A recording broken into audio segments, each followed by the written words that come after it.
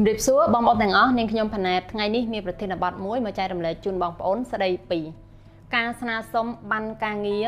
និងសៀវភៅការងារជនបរទេសសម្រាប់ឆ្នាំ2026ដូចខាងក្រោម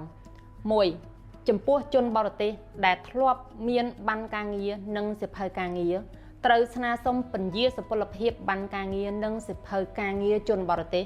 ចាប់ពីថ្ងៃជូនដំណឹងរហូតដល់ថ្ងៃទី31ខែមីនាឆ្នាំ2026 2. ចំពោះជនបរទេសដែលទើបចូលមកធ្វើការឬប្រកបមុខរបរណាមួយនៅក្នុងព្រះរាជាណាចក្រកម្ពុជាត្រូវធ្វើឲ្យបានមុនរយៈពេល90ថ្ងៃបន្ទាប់ពីចូលមកដល់ព្រះរាជាណាចក្រកម្ពុជា